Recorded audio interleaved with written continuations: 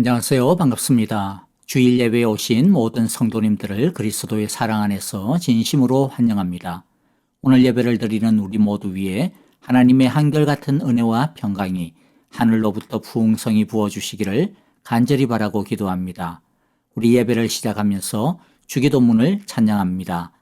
우리의 예배 가운데 우리의 모든 삶과 인생의 걸음걸음마다 하나님의 나라가, 하나님의 뜻이, 하나님의 통치가 이루어 주시옵소서. 이러한 믿음의 고백으로 함께 찬양하겠습니다.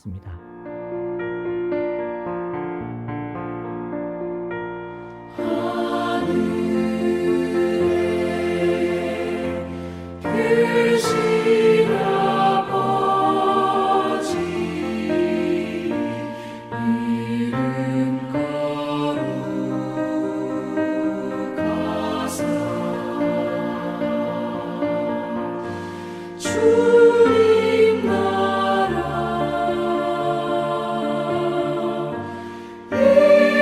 일하시고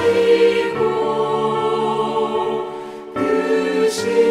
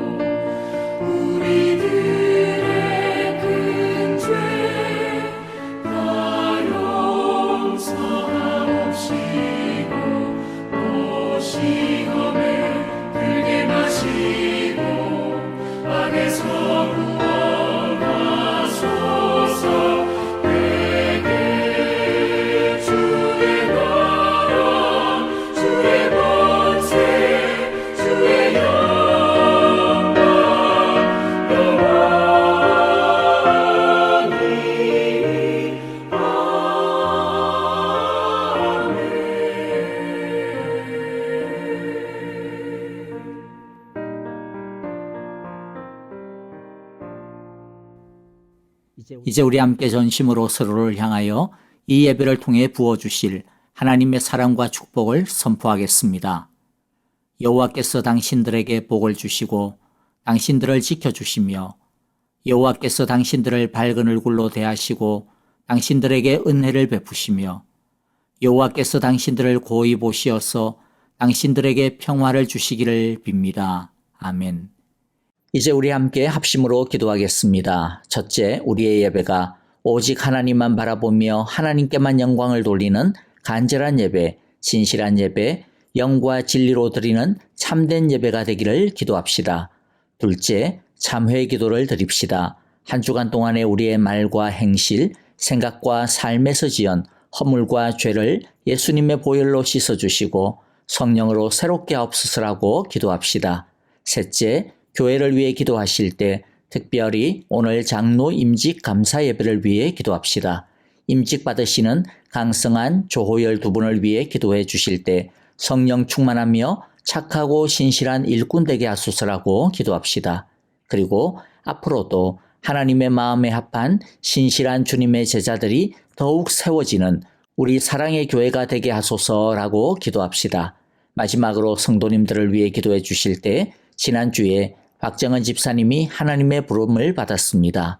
슬픔을 당한 박혜영 집사님과 그 가족을 위해 하나님의 크신 사랑과 위로를 부어달라고 기도해 주시기를 바라고요. 또 지난주에 수술을 한 정은정 전도사님의 온전한 회복과 치유를 위해 기도해 주시기를 바랍니다. 그 외에도 여러 연약한 지체들을 기억해 주시면서 기도해 주시기를 바랍니다. 박윤경 정계자 전도사님, 김내정 노창덕 이동순 황순금 권사님, 이두상 이진구 집사님, 김윤호 아이를 위해 또 박안신 장로님의 치유를 위해 간절히 기도해 주시기를 바랍니다.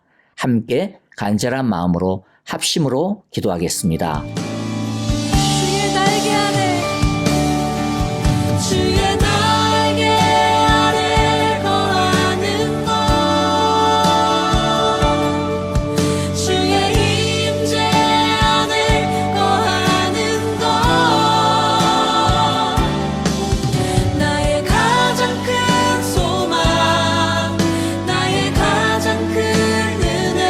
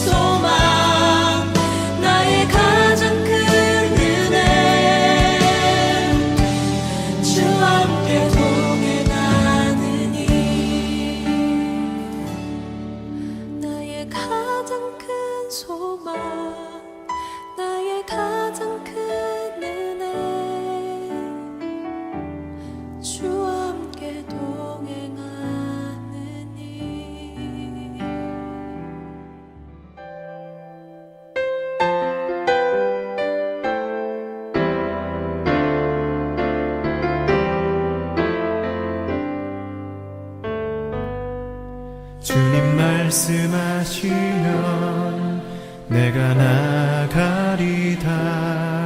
주님 뜻이 아니면 내가 멈춰서리다. 나의 가고 서는 것 주님 뜻에 있으니 오 주님 나를 이끄소서. 주님 말씀하시면 주님 말씀하시면 내가 나가리라. 주님 뜻이 아니면 내가 멈춰서리다. 나의 가고 서는 것 주님 뜻에 있으니 오 주님 나를 이끄소서. 뜻하신 그곳에 나 있기 원합니다. 이끄시는 대로 순종하며 살리니 연약한 내 영혼 통하여 일하소서. 주님 나라와 그 뜻을 위하여 뜻하신 그곳에 뜻하신 그곳에 나 있기 원합니다. 이끄시는 대로 순종하며 살리니 연약한 내 영혼 통하여 일하소서. 주님 나라와 그 뜻을 위하여 오 주님 나를 이끄소서.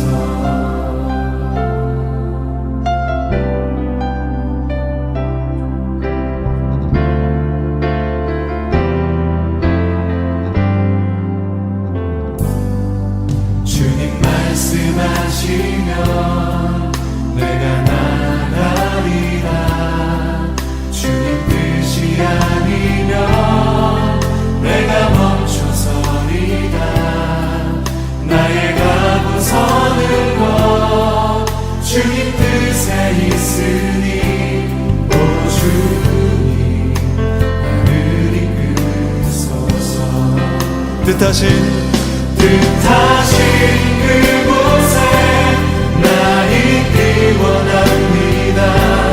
이끄시는 대로 순종하며 살리니 연약한 내 영혼 통하여 일하소서. 주님 나라와 그 뜻을 위하여 뜻하신 그곳에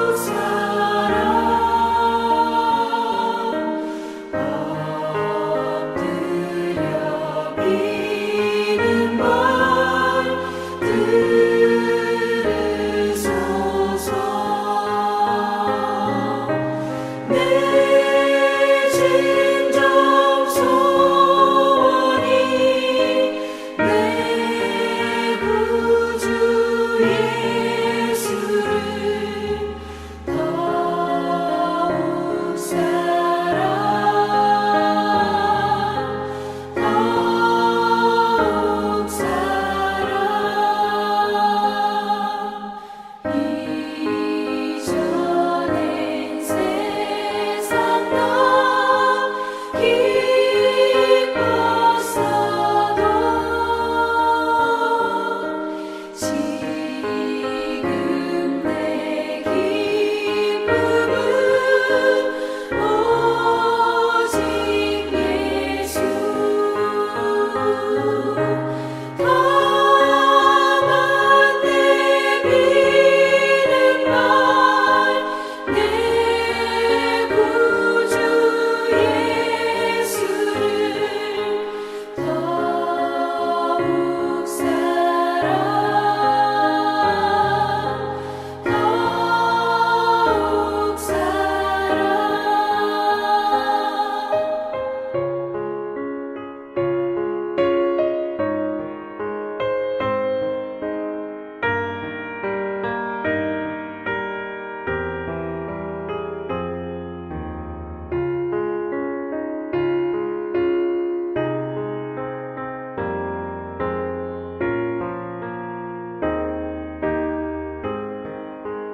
사랑 이 세상 떠날 때 찬양하고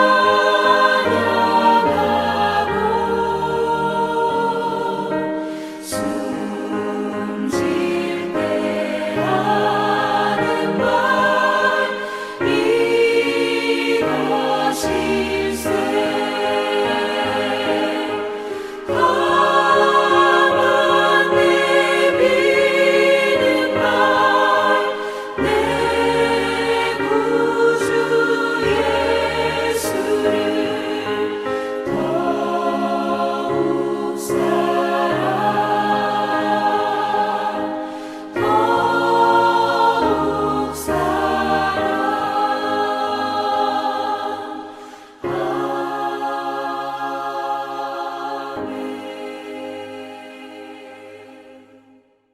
안녕하세요. 반갑습니다.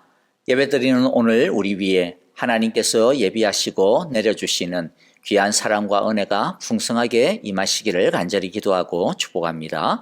몇 가지 공동체 소식 나누도록 하겠습니다. 먼저는요, 오늘 여러분들께서 아시다시피 두 분의 강성한 조열, 우리 두 분의 장로 임직 감사 예배가 드려집니다. 여러분들 두 분을 위하여서 많은 기도와 성원 그리고 또 격려를 부탁드립니다. 새로 세워지는 두 분을 통하여서 우리 사랑의 교회가 앞으로 더욱더 하나님의 복되며 또 하나님을 기쁘게 해드리며 하나님의 뜻과 소원을 이루어드리는 귀한 교회로 공동체로 건강하게 세워져 나가는데 귀하게 쓰임받을 수 있도록 여러분들께서 기도해 주시면 고맙겠습니다. 또 우리 함께 힘을 모아 주님의 교회를 세워가기를 간절히 바랍니다. 한 가지 더 소식은요, 이미 여러분들께서 아시다시피 지난주에 박정은 집사님께서 하나님의 부름을 받아 주님의 품에 안기셨습니다. 박혜영 집사님 슬픔을 당하였는데요. 여러분들 많이 기도해 주시고 또 가족들을 위하여서도 기도해 주시면 고맙겠습니다. 아프신 분들이 참 많이 있습니다. 특별히 지난주에 수술 받으신 정은정 전도사님 위하여서 빠른 회복과 또 치유를 위하여서 기도해 주시기를 바라고요. 계속해서 많은 분들 위하여서 계속 기도해 주시면 고맙겠습니다. 자, 이제 우리 함께 기도하고요. 하나님의 말씀을 같이 나누도록 하겠습니다. 하나님 아버지 감사합니다.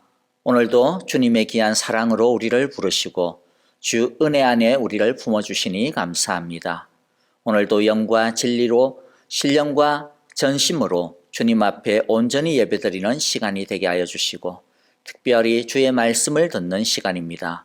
하나님 아버지 정말로 순종하는 마음으로 헌신하는 마음으로 주 앞에 엎드리는 시간이 되게 하여 주시고 우리의 눈과 귀를 열어 주의 음성을 듣게 하시고 주의 영광을 보게 하여 주시옵소서. 오늘도 주님 앞에 나오면서 귀한 예물로 마음을 담아 주 앞에 드린 모든 손길들을 축복하여 주셔서 하나님 앞에 믿음과 사랑과 소망으로 바쳐진 이 귀한 헌신과 예물 받으시고 주께서 이번 한 주간도 그 걸음걸음마다 모든 일마다 주의 은혜로 덮어 주시옵소서. 주의 선하심과 인자하심이 항상 동행하며 따르는 한 주간 되게 축복하여 주옵소서. 이제 시작입니다. 말씀에 마치는 시간까지 온전히 주의 음성 앞에 우리 모두 무릎 꿇게 하옵소서. 예수님 이름으로 기도하옵나이다. 아멘. 자, 이제 우리 함께 하나님의 말씀을 보겠습니다.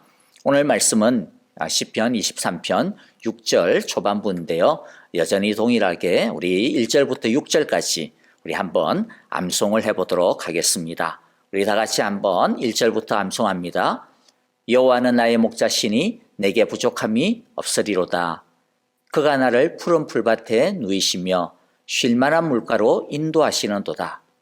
내 영혼을 소생시키시고 자기 이름을 위하여 의의 길로 인도하시는도다.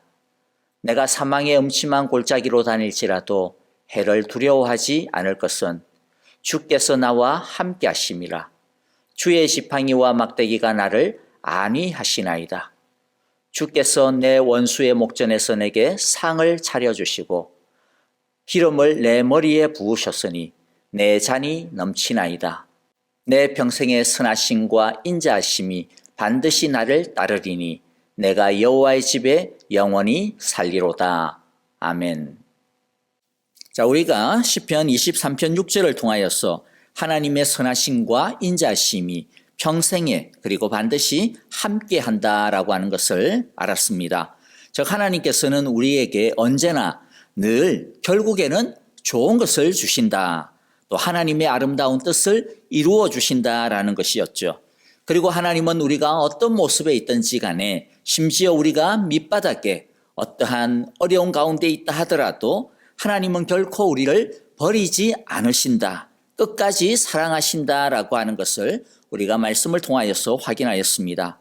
그런데 이와 같은 하나님의 선하심과 인자하심을 우리들이 자주자주 잊어먹게 되는 때가 있습니다. 왜냐하면 우리의 삶이 우리의 여러 형편들과 환경들이 하나님의 이러한 선하심과 인자하신 사랑에 대해서 자꾸만 의심하게 만들고 또 확신하지 못하게 만들기 때문입니다. 하지만 우리가 느끼든 느끼지 못하든 상관없이 그때도 하나님의 선하심과 인자하심은 여전히 우리 앞에 있고 우리 안에 계시며 우리 위에서 우리를 덮고 계시다라고 하는 것은 분명한 것이죠. 그렇기 때문에 중요한 것은 무엇이냐면 하나님의 이 선하심과 인자하심을 흔들림 없이 확실하게 언제나 붙잡는 것입니다. 없어지지 아니하는 것이니까 말입니다. 문제는 우리가 자꾸 놓쳐버리는 것이죠. 그러므로 우리가 제대로 사실은 항상 붙잡기만 하면 이 붙잡는 훈련이 되어져 있으면 됩니다. 그래서 우리가 지난 주일에 살펴본 게 뭡니까? 어떻게 하면 이 하나님의 선하심과 인자하심을 붙잡을 수 있을까라고 하는 첫 번째를 살펴보았죠. 무엇이었습니까? 그것은 우리의 상황이나 여건 이러한 같은 것에 휘둘리지 아니하고 매몰되지 아니하고 우리의 눈을 어디에? 하나님에게 고정시켜야 되겠다. 돌려야 되겠다. 그러기 위해서는 우리는 하나님을 힘써 배워야겠다라고 하는 것이었습니다. 오늘은 두 번째 방법에 대해서 알아보고자 합니다. 먼저 지난 주일에 우리가 함께 배웠던 하나님을 배운다라고 하는 것, 하나님을 안다라고 하는 것에 대해 우리는 그것이 성경적으로 어떤 것인가에 대해 정확하게 알 필요가 있습니다. 하나님을 배운다, 하나님을 알아간다라는 게 뭘까? 어떻게 해야 제대로 배우고 알아가는 것일까? 자, 시편 34편 8절에 보면 참 재미있는 표현을 우리에게 해주고 있습니다. 너희는 여호와의 선하심을 맛보아 알지어다. 그에게 피하는 자는 복이 있도다. 자, 시인은 하나님의 선하심을 알지어다, 알아라 그렇게 권면하고 있죠. 근데 하나님의 선하심을 아는 자, 즉 그에게 피하는 자는 복이 있다라고 이야기합니다. 그런데 어떻게 하나님의 선하심을 알 수 있다, 알아야 된다라고 이야기합니까? 재미있는 표현을 썼죠. 맛보아서 알 수 있다라고 이야기합니다. 맛보아 알아라. 이것은 맛보고 그것을 통하여 안다라고 하는 뜻이거든요. 자, 그런데 맛을 본다라고 하는 것은 무엇이냐면 우리의 경험을 통해서 또 우리의 삶의 여러 상황 속에서 하나님을 경험한다, 맛본다라고 하는 것입니다. 하나님을 느낀다, 하나님을 만난다라고 하는 것이죠. 그러니까 하나님을 아는 것은 관념적인 것이 아닙니다. 머리에서 일어나는 사건이 아닙니다. 그것은 마치 우리가 음식을 먹는 것처럼 혓바닥을 가지고 맛을 느끼고 그 다음에 모양을 보고 이 모든 것들이 음식을 맛보는 것이죠. 그것처럼 우리의 삶 속에서 생활 속에서 이루어지는 사건이다라고 하는 것입니다. 하나님을 머리로만 아는 것으로 끝나서는 안 되고 우리의 삶을 통해서 우리의 생활을 통해서 하나님의 인자하심, 하나님의 선하심을 경험해야 한다라는 것입니다. 자, 그러면 우리는 어떻게 또 어디에서 하나님을 그러면 이렇게 맛보아 알 수 있을까라고 하는 것이죠. 사실 우리의 삶의 전 영역에서 굉장히 다양한 곳에서 우리들이 하나님을 맛보아 알 수 있는데요. 오늘은 한 가지만 여러분들과 함께 나누려고 합니다. 이것은 가장 본질적인 것이고 가장 중요한 것이고 그리고 가장 기초적인 것입니다. 다른 것이 다 무너져도 이것만 제대로 알면 우리가 이것만 제대로 붙들면 절대로 망하지 아니할 수 있고 다시 일어설 수 있는 영역이 있는데요. 그 맛이 있는데 그게 뭐냐면 십자가의 구원의 맛을 아는 겁니다. 십자가의 구원을 맛보아 아는 것입니다. 십자가의 맛을 알면 십자가의 사랑의 맛을 알게 되어지면 어떠한 상황에 우리가 내몰린다 할지라도 아무리 어둡고 밑바닥에 완전히 그냥 가라앉고 내동댕이 쳐지는 그런 상황을 맞이한다 하더라도 소망이 없고 모든 것이 끝난 것과 같은 그러한 형편을 느낀다 하더라도 우리는 하나님의 선하심과 인자심을 계속하여서 붙들 수 있게 되어질 것입니다. 내가 하나님의 선하심과 인자심을 받고 있구나라고 하는 것을 알 수밖에 없습니다. 왜일까요? 십자가의 맛이 무엇이길래 그럴까? 자, 우리가 말씀을 통해서 보면 이 십자가의 맛이 무엇인지를 가르쳐 주고 있는데요. 요한복음 10장 11절입니다. 나는 선한 목자이다. 선한 목자는 양들을 위하여 자기 목숨을 버린다. 예수님은 우리의 선한 목자가 되십니다. 그런데 그 선하신 목자 되신 예수님이 우리를 위해 하신 최고의 일이 무엇이라는 것입니까? 우리를 위해서 요리해 주신 것이 있는데 그게 뭐라는 겁니까? 자기 목숨을 버리신 것입니다. 이것이 십자가에서 일어난 일이요. 이것이 예수님께서 십자가에서 우리를 위하여서 베풀어 주신 일입니다. 이것이 십자가의 맛입니다. 예수님의 죽음의 맛입니다. 예수님은 우리를 하나님과의 완벽한 샬롬으로 평화로 이끌기 위하여서 우리를 위해 대신 맞으셨습니다. 우리를 위해 대신 고통을 당하셨고요. 우리를 대신하여 십자가의 죽으심으로 우리를 특별한 사랑의 존재로 대우받게 해 주셨습니다. 여러분, 그런데 한번 생각을 해봅시다. 우리가 만일 누군가를 위해서 대신 맞고 대신 고통당하고 대신 또 뭐 빚도 다 갚아주고 심지어는 누군가를 위해서 대신 죽어준다. 그렇다면 그 사람은 우리에게 어떤 존재일까요? 그 사람은 어떤 존재여야 우리가 그렇게까지 할 수가 있을까요? 아마도 당연히 분명히 내 생명보다도 더 귀한 사람이어야 될 겁니다. 더 소중한 사람이어야 그렇게 할 것입니다. 별로 가치가 없고 별로 사랑할 만한 자격이 없고 뭐 심지어 우리 나하고 너무나도 사이가 안 좋고 그런 사람을 위해서 우리가 그렇게 하지는 못할 것입니다. 자, 그렇다면 이제 이것을 우리 십자가에 적용을 해보아야 하는 것이죠. 그러면 과연 우리가 예수님에게 어떤 존재일까? 예수님이 우리를 위해서 고통당하시고 매 맞으시고 죽기까지 그러한 만큼 대단한 존재였을까? 예수님이 다 자기 목숨을 대신 내버려 주셔도 전혀 아깝지 아니할 그런 대단한 존재였을까? 여러분들은 이 물음에 대하여서 어떤 대답을 하실 수 있을 것 같습니까?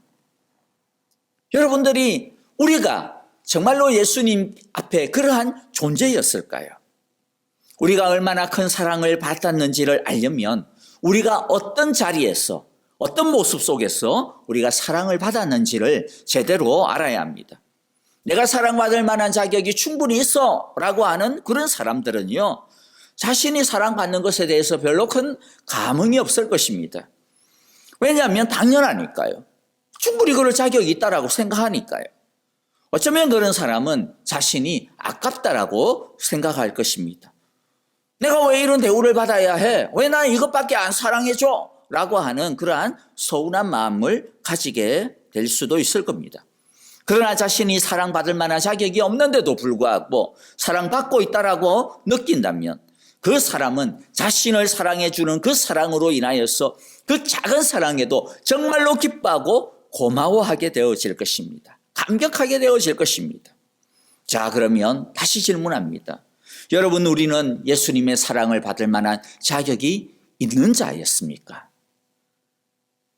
우리가 어떤 사랑을 받았는지에 대하여서 성경이 이야기해 주고 있습니다. 로마서 8장 5장 8절입니다. 그러나 우리가 아직 죄인 되었을 때에 그리스도께서 우리를 위하여 죽으셨습니다. 이리하여 하나님께서는 우리들에 대한 자기의 사랑을 실증하셨습니다. 우리가 아직 죄인 되었을 때 이 모습이 예수님께서 우리를 사랑해 주시고 우리를 위해 자기 목숨을 버리실 때의 우리의 모습이에요. 우리가 아직 죄인 되었다. 한마디로 말하면 뭐냐면 자격이 없다. 심지어는 성경에서는 뭐라고 이야기하느냐면 우리가 하나님과 우리가 원수가 되었다. 죽은 자였다라고 그렇게 이야기를 합니다. 우리가 양인 줄도 모르고 자기가 주인인 줄 알고 자기 마음대로 치받고 그냥 이리저리 뛰돌던 그런 못된 양의 모습이 우리의 모습이었다라는 것이죠. 그런데 이렇게 인생이 망가져 가고 있던 망가져 있던 그런 우리를 사랑하시기 위해서 하나님은 예수님을 보내주셨고 예수님은 하나님의 그 뜻에 기꺼이 순종하여 우리를 위하여서 사람이 되셨고 우리를 위하여서 맞으시고 우리를 위하여 고통당하시고 우리를 위하여 기꺼이 십자가에서 자기 목숨을 내주신 것입니다. 사랑할 이유도 없고 사랑할 만한 가치도 없고 사랑할 만한 자격도 없는데도 불구하고 말입니다. 십자가 사건, 우리의 이 구원의 사건은요, 하나님과 예수님께서 우리에게 보여주시는 최고의 사랑의 현장인 것입니다. 십자가는 하나님의 선하심과 인자하심이 가장 극적으로 최고로 증명되어진 사건입니다. 그래서 하나님은 자기의 사랑을 실증하셨다, 확증하셨다라고 표현하고 있습니다. 여기서 실증하다, 확증하다라고 하는 것은 더 정확하게 말하면 데몬스트레이션했다, 더 한마디로 말하면 사람들에게 막 이렇게 보여주었다라고 하는 것이죠. 데모하듯이 보여주었다. 도무지 자격이 없는 우리를 그저 사랑이라고 하는 딱 하나의 이유만으로 그 하나의 이유 때문에 우리를 살려주실 뿐만 아니라 고쳐주시고 인도해 주시고 또 함께 해주시고 특별 대우해 주신 것입니다. 그래서 우리 믿는 사람은 십자가만 봐도 그 예수님의 죽음만 봐도 가슴이 뭉클해야 되는 것이죠. 왜냐하면 십자가보다 더 큰 하나님의 사랑은 없기 때문입니다. 거기에서 무슨 일이 일어났는지 제대로 아는 사람이라면 절대로 무덤덤해 살 수 없을 것입니다. 절대로 하나님의 선하심과 인자하심을 의심할 수 없을 것입니다. 하나님의 선하심과 인자하심의 증거가 뭐냐? 그 증거를 대라. 그렇게 한다면 하나님은 다른 것 되지 않고요. 다른 거 이야기하지 않을 거예요. 하나님은 최고의 사랑을 보여줄 것입니다. 바로 십자가입니다. 십자가에 달리신 예수님을 보여주실 것입니다. 예수님은 자신의 못자국 난 손과 발을 옆구리에 찔린 그 창자국을 우리에게 보여주실 것입니다. 구원받은 것이 감격스럽지 않다라고 하는 것은 우리 자신이 어디로부터 구원을 받았는지 몰라서 그럴 것입니다.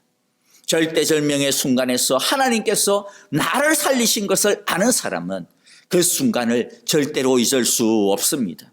그리고 여러 가지 삶의 어려운 환경들이 몰려오고 그로 인하여서 정말로 무너질 수밖에 없는 그런 형편이라 할지라도 아직 죄인 되었을 때에 여전히 문제투성이었던 나를 구원하신 예수님, 나를 위해서 기꺼이 자신의 생명을 주신 예수님, 나를 위해서 당신의 독생자 예수님을 아낌없이 내어주신 그 하나님의 무한하신 그 십자가를 생각하면, 그 십자가를 보면 우리들이 아무리 어려워도 그럼에도 불구하고 하나님은 나를 진짜 사랑하시는구나, 하나님은 정말로 선하시구나, 하나님은 정말로 신실하시고 그 인자하심이 영원하시구나 라고 하는 것을 결코 부인할 수 없게 되는 것입니다.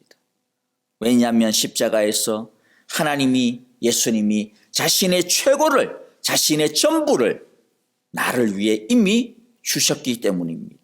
자신의 목숨을 가지고 요리하셔서 우리로 하여금 맛보게 하신 것이 바로 십자가이기 때문입니다. 여러분 혹시라도 우리가 이제 한국에 들어가면 인천공항을 통과해서 가죠. 그 인천공항을 건축한 건축회사가 정린건축이라고 하는 건축회사입니다. 그 정린건축을 이게 창업한 지금은 이제 작고하셨는데요. 고 김정철 회장님, 장로님이 계신데 우리가 잘 아는 김형구 목사님의 부친이십니다. 우리 김 장로님께서 고등학교 2학년 때 이제 한국 전쟁이 발발을 했고요. 그때 고등학생이었던 이 김정철 장로님은 학도병으로 입대를 했습니다. 그리고 카츄샤병으로 종군을 했는데요. 장진호 전투로 잘 알려진 이 산수갑산 산악지대에서 격전을 벌이다가 그만 큰 부상을 입게 되었습니다. 도무지 살 가망이 없고 또 사실 굉장히 지금 빠르게 후퇴를 해야 되는 이런 급박한 상황이었기 때문에 자기 부대는 큰 부상을 입은 이 김 장로님이 가망이 없다라고 생각을 하고 내버려두고 후퇴를 해버리고 말았습니다.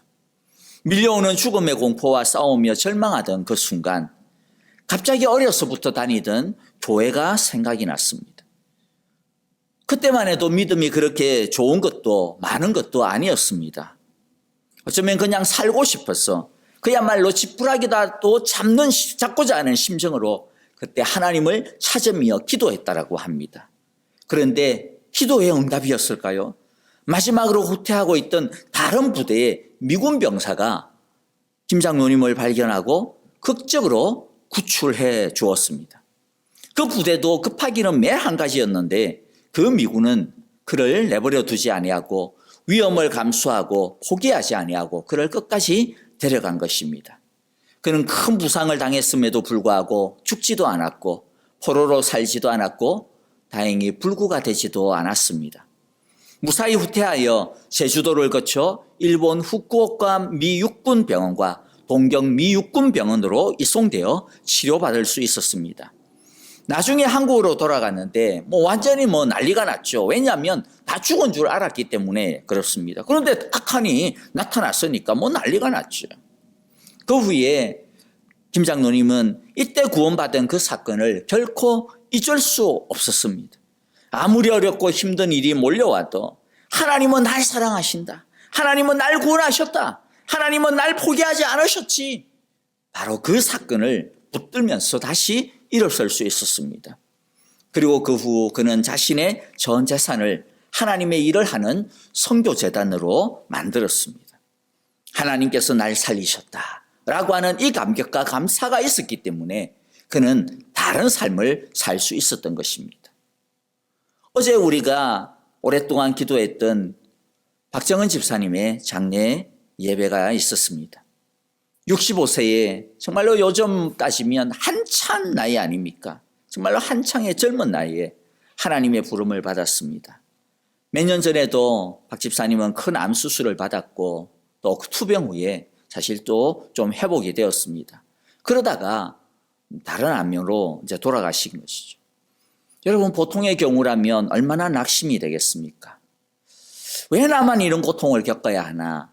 왜 날 하나님께서 이렇게 빨리 데려가시려고 하시나? 이제 좀 뭔가 좀 제대로 해보려고 하는데 왜 나에게 기회를 주시지 않으시나? 제가 박 집사님과 같은 처지로 그와 같은 병상에 앉아 있었다면 어땠을까 생각을 해보면 참 많이 원망스러웠을 것 같아요. 낙담도 꽤 컸을 거라고 생각이 들더라고요. 그런데 박 집사님은 원망하거나 불평하거나 그러질 않았습니다. 도리어 낙심하는 아내를 위로했다고 합니다. 다 감사하다. 이제 해븐에 가는데, 이제 하늘나라에 가는데 뭐가 겁나, 뭐가 걱정이야. 다 좋아, 괜찮아. 당신도 걱정하지 마. 당신도 너무 슬퍼하지 마. 박 집사님의 믿음을 제가 함부로 그 무게를 잴 수는 없지만은 본인 스스로의 고백을 빌리면 그렇게 큰 믿음이 아니다. 그렇게 항상 누누이 이야기를 했거든요. 여러분 그런데도 불구하고 어떻게 그 고통과 그 아픔과 죽음이라고 하는 그 절망 앞에서 전혀 위축이 되지 아니할 수가 있었을까요?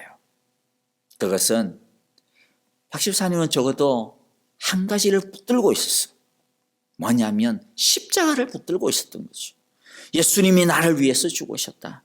예수님이 나를 위해 구원해 주셨다. 비록 믿음도 변변찮고 시원찮아도 예수님께서 나를 위해 십자가에 피 흘려 주시고 나를 하나님의 품으로 인도하신다. 나는 예수님의 사랑을 받는 자녀다 라고 하는 이 십자가의 맛을 그가 보았기 때문입니다. 여러분, 우리가 구원을 받은 것은 김 장로님의 경험이나 박 집사님의 경험과 다를 바가 뭐가 있습니까?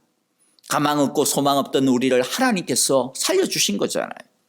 자격 있고 대단한 우리가 아니라 사랑받을 만한 자격이 하나도 없는 우리를 하나님이 사랑해 주신 것입니다. 우리에게 이 세상의 생명이 아니라 하나님의 영원한 생명을, 영생을 주신 것입니다. 그런데도 불구하고 하나님의 사랑에 대해서 감격이 없다. 십자가의 구원에 대해서 감격이 없다. 하나님의 선하심과 인자하심에 대해서 모른다. 여러분, 죄송하지만 그와 같은 이유는 세 가지 중에 하나가 아닐까 싶어요. 첫째는 그 사랑을 모르고 있거나, 둘째는 그 사랑을 잊었거나, 셋째는 그 사랑이 어쩌면 처음부터 아예 없었거나. 그리고 정말로 안타까운 현상이 있는데요. 그것은 바로 이 사랑이 식어버리는 것입니다. 이런 설교를 들을 때 혹시라도 우리 중에 에이 다 아는 거를 가지고 또 이야기를 하나, 그거 초보 아니야 초보. 아마 설교는 맨날 십자가야, 좀 다른 거 안 하고. 그건 옛날에 다 해봤어. 혹시라도 이런 마음이 드시는 분이 없기를 바랍니다. 십자가는 과거의 사건이 되어서는 안 됩니다. 구원은 과거 내가 이미 해봤던 일이 되어서는 안 됩니다. 성경은 십자가는, 구원은 언제나 오늘 나의 일이라고 그렇게 고백하고 있습니다. 나 때는 말이야 이러면서 그야말로 라떼를 자꾸 찾으면 안 됩니다. 사랑이 과거가 되어지면 어떻게 됩니까? 그걸 어떻게 사랑이라고 말을 할 수가 있습니까? 그래서 하나님 예수님께서 사랑이 식은 에베소 교회를 향하여서 뭐라고 애원합니까? 제발 첫사랑을 회복해라. 나 때는 말이야, 옛날에는 말이야, 내가 하나님을 이렇게 사랑했는데, 내가 이런 경험이 있는데, 그런 소리 하지 말고, 그런 추억을 씹지 말고, 씹는 소리 하지 말고, 제발 너희의 사랑이 어디에서 추락했는지, 너희의 사랑이 어디에서 잘못되었는지, 너희의 사랑이 어디에서 식어 빠져버리게 되었는지, 너희의 사랑이 어디에서 새기 시작하였는지 빨리 파악해서 빨리 회복하라고 주님께서 독촉하고 있는 것입니다. 십자가는 옛날에 맛보았던 일이 되어서는 안 됩니다. 지금도 맛보고 있는 일이 되어야 됩니다. 십자가는 언제나 나의 일, 현재의 일이 되어야 합니다. 여러분, 구원의 간격이 없으면, 구원이 십자가의 사랑의 맛을 잊어버리면 신앙생활이 그때부터 재미가 없습니다. 그때부터 사실은 종교가 되어져 버려요. 그때부터 일이 되어져 버립니다. 여러분, 그렇게 하는 것은 주님의 일도 아니고 그것은 믿음도 사실은 아닙니다.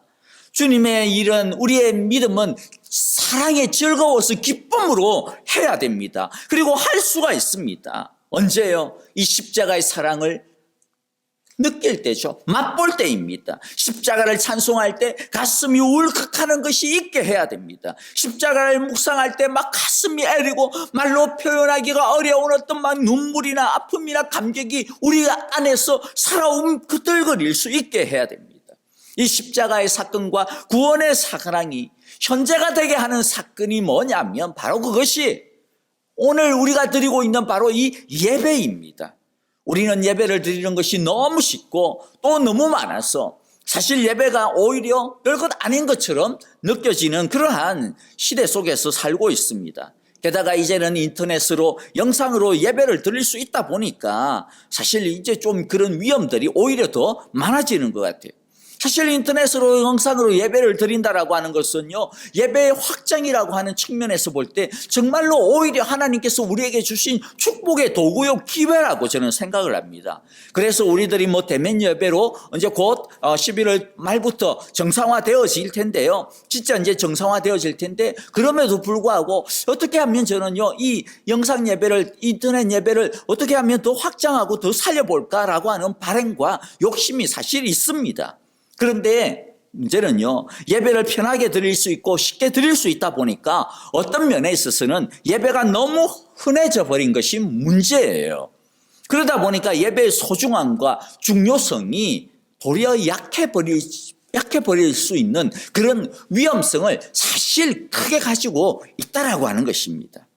또 예배하면 자꾸만 예배의 뭐 순서가 뭐냐, 예배의 형식이 뭐냐, 그거에 집중하는 경향이 있는데요. 그런데 예배에 있어서 가장 중요한 것은 그와 같은 것들이 아닙니다. 가장 중요한 것은 내가 어떤 은혜를 받았는지를 묵상하고 회상하고 그 십자가를 바라보면서 하나님의 그 사랑을 받아들이는 것입니다. 그것을 알고 감사하고 찬양하는 것입니다. 그래서 하나님의 선하심과 인자하심을 맛보아 아는 것이 예배의 가장 중요한 것이죠. 우리가 예배를 드리는 것은 하나님의 선하심과 인자하심을 맛보아 알기 위해서 예배를 드리는 것입니다. 그래서 예배를 드리기 전에 우리는 정말로 간절하게 기도하면서 이 예배를 준비해야 합니다. 엎드려야 합니다. 하나님, 오늘 이 예배를 통하여서 내가 하나님의 사랑을 맛보아 알게 하여 주옵소서. 십자가의 사랑을 맛보아 알게 하여 주옵소서. 주님의 그 죽음과 피를 맛보아 알게 하여 주옵소서. 그것을 통하여서 하나님의 선하심과 인자하심을 놓치지 아니하고 늘 기억하며 살아가게 하여 주옵소서. 그 선하심과 인자하심에 잇대어 살아가게 하옵소서. 여러분, 우리들이 그렇게 기도할 때 우리의 예배가 진짜 진정한 예배, 참된 예배가 되는 것이죠. 그리고 우리를 하나님 앞에서 성찰하게 하는 것이 예배입니다. 내가 이전에는 양이었는데 그런 나를 위해서 하나님이 예수님을 보내주셨고, 그런 나를 위해서 예수님이 죽으셨는데, 그리고 나를 치유하시고 나를 새롭게 하시고 하나님의 샬롬의 품으로 들어가게 하시고 하나님의 특별한 존재로 특별한 대우를 받게 해주셨는데, 그런데 지금 나는 어떤가? 이것을 돌아보는 것입니다. 그런데 지금 나는 그 사랑에 제대로 반응을 하고 있는가? 나는 그 사랑에 제대로 감사를 하고 있는가? 나는 제대로 그 사랑을 따라서 살고 있는가? 우리 자신을 하나님의 사랑 앞에 비추어 보는 게 뭐냐? 예배인 것입니다. 그래야 아직 내 안에 있는 죄성을 하나님 앞에서 발견하고 하나님의 능력으로 치유받는 것, 이것이 바로 예배입니다. 그래서 예배가 중요한 겁니다. 제가 오늘 또 예배가 중요하다라고 말을 또 강조하고 있잖아요. 왜냐하면 예배가 우리의 생명이기 때문입니다. 예배를 통해서 우리는 십자가의 사랑을, 구원의 감격을, 그리고 하나님의 선하심과 인자하심을 맛보아 알 수 있기 때문입니다. 그래야 우리가 그 맛을 가지고 우리의 삶 속에서 하나님의 선하심과 인자하심을 확인하면서, 느끼면서, 그것을 주장하면서 또 그 능력을 가지고 살 수 있기 때문입니다. 예배를 통하여 우리가 하나님을 맛보는 것에 실패를 해버리게 되어지면 우리의 일주일의 삶도 실패할 수밖에 없는 확률이 높아지는 것이죠. 우리가 이제 앞으로 11월 말부터 주일 예배를 팬데믹 이전에 그러한 예배의 모습으로 정상화시키려고 해요. 그래서 성가대도 하고 또 이제 찬양팀도 새롭게 하고 점점 그렇게 하려고 합니다. 그때는 온라인으로 예배를 지금 드리고 계신 분들도 가급적이면 현장 예배에 나와서 이제 추수감사절도 있고 이제 대강절, 크리스마스, 또 내년 연초, 연말 되지 않습니까? 예배를 드렸으면 좋겠습니다. 현장 예배, 주일 예배를 좀 더 우리가 풍성하게 드리려고 해요. 그래서 하나님께 나아가는데 더 집중할 수 있도록 예배 스타일도 좀 나누어서 하려고 그러고요. 당장 충분하지는 않겠지만은 지속적으로 그렇게 우리들이 더 채워가고 그렇게 더 풍성하게 하려고 준비하고자 합니다. 여러분, 함께 기도해 주시고 또 함께 참여해 주시기를 간절히 바랍니다. 이제 말씀을 정리하겠습니다. 우리가 십자가의 사랑을 제대로 맛보게 되어지면 하나님의 사랑을 절대로 의심할 수가 없습니다. 하나님의 선하심과 인자하심을 우리는 절대로 의심할 수가 없습니다. 우리를 자격 없는 못된 이 엉덩이에 뿔난 양의 그 자리에서 하나님과 원수가 된 그 아직 죄인 되었을 때의 그 자리에서 우리를 하나님의 자녀로 구원해 주신 그 사랑을 제대로 알게 되어지면 우리는 하나님의 선하심과 인자심이 있냐 없냐 헷갈릴 수가 없습니다. 왜냐하면 이미 십자가에서 하나님의 최고의 사랑을 부어주셨기 때문에 그렇습니다. 우리는 예배를 통하여서 십자가의 구원을 맛보고 예배를 통해 하나님의 무한하신 은혜와 자비하심을 맛보고 예배를 통해 예수님의 끝없는 사랑을 맛보고 알게 되어질 것입니다. 우리 모두가 예배를 통하여 이 십자가의 구원을 다시 회복하고 예수님의 그 구원의 사랑을 다시 회복하고 예수님의 한없는 그 자비하심을 우리가 회복하는 귀한 은혜가 있기를 간절히 바랍니다. 그리하여 하나님의 선하심과 인자하심을 절대로 조금도 의심하지 아니하고 항상 붙들고 어떤 상황에서도 그 선하심과 인자심 속에서 승리하는 우리 모두가 되어지기를 간절히 기도하고 축복합니다. 영과 진리로 드리는 온전한 예배를 드림으로써 하나님의 선하심과 인자심을 맛보게 되어지는 정말로 귀하고 아름다운 참된 예배자들이 다 되시기를 주님의 이름으로 축복합니다. 함께 기도하겠습니다. 하나님 아버지, 오늘도 귀한 말씀 통하여서 우리로 하여금 십자가의 사랑을 맛보아 알게 하여 주시니 감사합니다. 하나님의 선하심과 인자심을 맛보아 알게 하여 주시니 감사합니다. 하나님 아버지, 매번 드리는 이 예배, 매번 드리는 그저 그런 예배가 되지 아니하고 항상 살아있는 예배, 정말로 항상 능력 있는 예배, 항상 성령 충만한 예배, 항상 주의 은혜가 꿈틀거리는 예배 되게 하여 주시옵소서. 그리하여 하나님의 그 선하심과 인자심을 충분하게 맛보아서 우리의 일주일의 삶 속에서도 우리가 항상 그 선하심과 인자심을 잇대어서 능력 있게 살아가는 승리하는 주님의 제자들 되게 하여 주시옵소서. 이제는 우리 주 예수 그리스도의 그 신은혜와 하나님 아버지의 귀하신 사랑하심과 성령님의 인자하심, 인도하심, 신실하심이 이제 주님 앞에서 십자가의 그 구원의 맛, 하나님의 사랑의 그 깊은 맛을 날마다 맛보며 특별히 예배를 통하여서 그 깊은 자리에 들어가 하나님의 선하심과 인자심을 늘 가슴에 새기고 그 능력으로 우리의 삶을, 이 세상에서의 삶을 주님의 자녀답게 능력 있게 살아가기로 오늘 이 시간 다시 한 번 더 헌신하며 기도하는 주님의 사랑하는 온 성도들과 하나님께서 우리에게 부여해 주신 귀하고 아름다운 주님의 가정과 자녀들, 생업과 일터 위에 우리의 모든 기도의 제목들과 믿음의 걸음들 위에 이제로부터 함께 계시기를 축원하옵나이다. 아멘.